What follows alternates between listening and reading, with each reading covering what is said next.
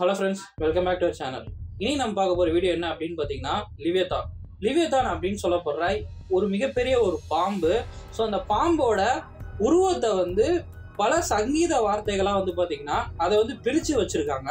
அது மட்டும் இல்லாமல் அந்த சங்கீதங்களில் அந்த லிவியத்தானோட உடல் அமைப்பு எப்படி இருக்கும் அப்படின்னு சொல்லிட்டு புராணங்களை மென்ஷன் பண்ணியிருக்காங்க. அது பார்க்கறதுக்கு ஒரு மிகப்பெரிய ஒரு பாம்பு அப்படின்ட்டும் அது 500 அடி மேலே பார்த்தீங்கன்னா கிட்டத்தட்ட கிலோமீட்டர் 500 அடி கூட இல்லை கிலோமீட்டர் தூரத்தில் பார்த்தீங்கன்னா அது போயிட்டே இருக்கும் அப்படின்ட்டும். அது மட்டும் இல்லாமல் பெரிய ஒரு டிராகன் மாதிரி அதுக்கு ஒரு ரெக்கை இருக்கும். ஸோ அது வாயில பார்த்தீங்கன்னா நெருப்பு வரும். இந்த மாதிரி நிறையா பார்த்தீங்கன்னா இன்டர்நெட்டில் அந்த லிவியத்தானை பற்றி நிறைய விஷயங்கள் வந்துகிட்டே தான் இருக்குது, நம்மளும் பார்த்துக்கிட்டே தான் இருக்கோம்.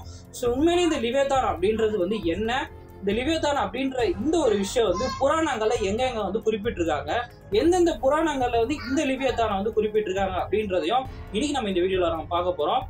ஸோ இந்த ஐடியா ரொம்ப இன்ட்ரெஸ்டிங்காக இருக்கும். ஸ்கிப் பண்ணாமல் ஃபுல்லாக பாருங்க. வாங்க வீடியோக்குள்ள போகலாம்.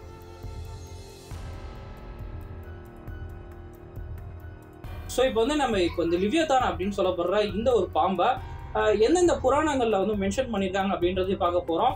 அதுக்கடுத்து அவங்க என்னென்ன ஸ்டோரிஸ் இது வழியாக சொல்லியிருக்காங்க அப்படின்னு பார்க்க போகிறோம். கடைசியாக இந்த கதையெல்லாம் உண்மையா இல்லை பொய்யா, இல்லை இது உண்மையிலேயே நடந்திருக்கா, இது எதுக்காக இவங்க சொல்லியிருக்காங்க அப்படின்ற ரீசன்ஸையும் நம்ம பார்க்க போகிறோம். ஸோ முதல்ல பார்த்தீங்கன்னா பைபிளில் சரியா இந்த உலகம் தோன்றி இந்த உலகத்தை கடவுள் உருவாக்குன 5வது நாள் பார்த்தீங்கன்னா இந்த லிவியத்தான் அப்படின்னு சொல்லப்படுற இந்த ஒரு பாம்பை கடவுள் உருவாக்குனாரு அப்படின்னு சொல்றாங்க. அதாவது எந்த ஒரு விசைக்குமே பார்த்தீங்கன்னா ஒரு எதிர் விசை அப்படின்னு ஒன்று இருக்கும். ஸோ அந்த மாதிரி அதுக்கு ஒரு எதிர் விசையாக தான் இந்த லிவியத்தான் அப்படின்னு சொல்லப்படுற இந்த பாம்பை உருவாக்கியிருக்காரு. ஸோ 2 பாம்பை உருவாக்கியிருக்காரு. ஸோ ஆனால் முதல்ல இதை உருவாக்கும் போது கடவுள் சரி இது ஒரு படைப்பா இருக்கும், இது மற்றவங்களுக்கு அழிவை தராது, ஸோ இது ஆக்கம் தான் போடும், ஆனால் இது தனித்து இருக்கக்கூடிய ஒரு உயிரினமா அது இருக்கும் அப்படின்னு சொல்லிட்டு கடவுள் நினைச்சு அதை உருவாக்கியிருக்காரு. ஆனா காலப்போக்கில் அது மனுஷங்களை எல்லாத்தையும் அழிச்சு சாவடிச்சிடும், மொத்தமா இந்த உலகத்தையே சுடுகாடாக்கிடும் அப்படின்னு தெரிஞ்ச உடனே அந்த 2 லிவியத்தான்ல ஒரு லிவியத்தானை கடவுள் பெண்ணை சாவடிக்கிறாரு. ஆண் லிவியத்தானை அவர் சாவே அடிக்கல, அதுக்கு பதிலாக அதை ஒரு ஆழ்கடல்ல அவர் அனுப்பிட்டாரு அப்படின்ட்டும். கரெக்டா இந்த உலகம் அழியும் போது அந்த லிவியத்தான் அப்படின்னு சொல்லப்படுற அந்த ஒரு பாம்பு மேல் உலகத்துக்கு வரும் அப்படின்னு சொல்லிட்டு ஒரு விஷா இல்லைன்னா அது ஒரு கேர்ஸா என்னன்னு தெரியாது. ஸோ அந்த பாம்பை பார்த்தீங்கன்னா ஆழ்கடல்ல பூட்டி வச்சிடுறாரு பெர்மனண்டா. உலகம் அழியிற போது கரெக்டா அது வெளியே வரும் அப்படின்னு சொல்லிட்டு புராணங்கள்ல பார்த்தீங்கன்னா குறிப்புகள் இருக்கு. இதே விஷயம் பார்த்தீங்கன்னா இது நான் இப்போ சொன்னது பைபிள். இதுலேயே பார்த்தீங்கன்னா நம்ம ஹிந்து மித்தாலஜில வாசுகி அப்படின்ற ஒரு ஸ்னேகை பத்தி நம்ம எல்லாருக்குமே தெரியும். அது மிகப்பெரிய அடியில அதோட லென்த்தே பார்த்தீங்கன்னா பல அடிகள் இருக்கும் அப்படின்ட்டும். ஒரு பாம்பே கரைஞ்சு எடுத்து அதுல இருந்து அமிர்தம் கடைஞ்சாங்க அசுரர்களும் தேவர்களும் அப்படின்னு சொல்லிட்டு ஒரு மிகப்பெரிய ஒரு கதையே இருக்கு. ஸோ இந்த லிவியத்தான் அப்படின்னு சொல்லப்படுற இந்த ஒரு பாம்பும் வாசுகியும் தனித்தனியா இல்லை ஒன்னா அப்படின்னு கேட்டிங்கன்னா ரெண்டுமே பார்த்தீங்கன்னா புராணங்கள் பெரிய ஒரு பாம்பா சொல்லியிருக்கிறாங்க. ஸோ அது மட்டும் இல்லாம சைனீஸ் அவங்களோட மித்தாலஜி படி அவங்களோட கிரியேஷன்ல அதை பயங்கரமா பிரமிச்சு ஒரு பிரம்மாண்டமா பார்த்தீங்கன்னா அதை மென்ஷன் பண்ணியிருக்கிறாங்க. ஸோ அது மட்டும் இல்லாமல் பார்த்தீங்கன்னா ஹிந்து மித்தாலஜியில் அவங்களுக்கு ஏற்ற மாதிரி பண்ணியிருக்கிறாங்க.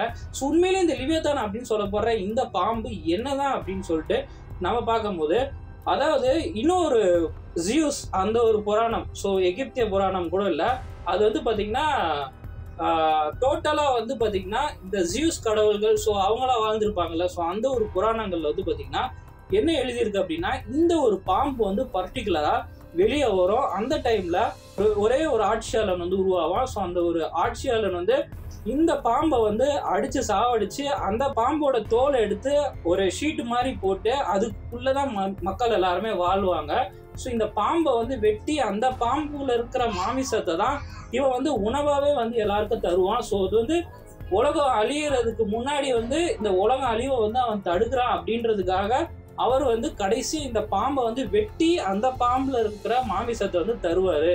ஸோ அது கடைசி ஒரு பலியா இது இருக்கும் அப்படின்னு சொல்லிட்டு இந்த பாம்பை மென்ஷன் பண்ணியிருக்கிறாங்க. ஸோ உண்மையிலேயே இந்த உலகம் அழிய போதா இல்லையா அப்படின்னு கேட்டிங்கன்னா கிட்டத்தட்ட பல புராணங்கள் பார்த்தீங்கன்னா அழிகிற மாதிரி காட்டியிருக்கிறாங்க. ஆனால் இது வரைக்கும் அழிஞ்சதே கிடையாது. ஏன்னா உலகம் அப்படின்ற ஒன்று பார்த்தீங்கன்னா ஒரு நீலாவட்டம் அப்படின்னு சொல்லலாம், ஒரு டைம் லைன் அப்படின்னு சொல்லலாம். அந்த டைம் லைன் சிதைக்கிறது மூலயமா வேற வேற பேரலல் டைம் லைன்ஸ் தான் உருவாகுமே தவிர அந்த டைம்லைன் வந்து பார்த்தீங்கன்னா ஐ மீன் அந்த டைம்லைனில் வாழ்ந்தவங்க பார்த்தீங்கன்னா சேஃபாக தான் வந்து ட்ராவல் ஆவாங்க. ஸோ அதனால வந்து சயின்டிஃபிக்கலாக இப்படி தான் இருக்குது அப்படின்றதுனால நாம் வந்து பயப்படுற மாதிரி ஒரு அவசியமே கிடையாது. ஸோ அது மட்டும் இல்லாமல் இந்த லிவியதான் அப்படின்னு சொல்லப்படுற இந்த பாம்பு வந்து வெளியே வர அந்த ஒரு டைமில் ஒரு சில சிம்டம்ஸும் வந்து பார்த்தீங்கன்னா நம்ம உலகத்தில் வந்து காட்டியிருக்கு அப்படின்ட்டே சொல்லலாம். ஸோ இந்த பாம்பு வருது அப்படின்னு சொன்னாங்களோ இல்லையோ, ஸோ ஒரு டெவில் ஃபிஷ் அப்படின்னு சொல்லிட்டு ஒரு மீன் அது.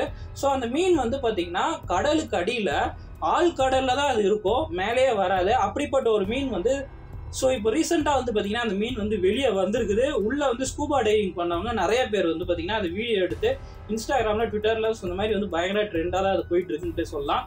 அந்த மீன் ஃபர்ஸ்ட்லேருந்து இருந்துச்சா அப்படின்னு தெரியாது, ஆனால் ஆழ்கடல்ல இருந்து அது வந்து பார்த்தீங்கன்னா மேலே வந்திருக்கு. எனக்கு தெரிஞ்ச அந்த மீன்லாம் வந்து பார்த்தீங்கன்னா நான் வந்து சயின்ஸ் ஃபிக்ஷன் மூவிஸ்லையுமே இல்லைனா ஒரு மிஸ்டீரியஸ் மூவிஸில் ஸோ மிஸ்ட்ரி சால்வ் பண்ணுற மாதிரியான மூவிஸ், ஸோ இந்த மாதிரியான மூவிஸில் தான் நான் அந்த மாதிரியான ஃபிஷ்ஷை வந்து பார்த்துருக்கேன். ஆனால் ரியல் லைஃப்பில் வந்து எக்ஸ்பீரியன்ஸ் பண்ணது அப்படின்றது ரியல் லைஃப்பில் அதை வந்து நான் பார்த்தது அப்படின்றது வந்து பார்த்தீங்கன்னா அதுதான் ஃபர்ஸ்ட் டைம்.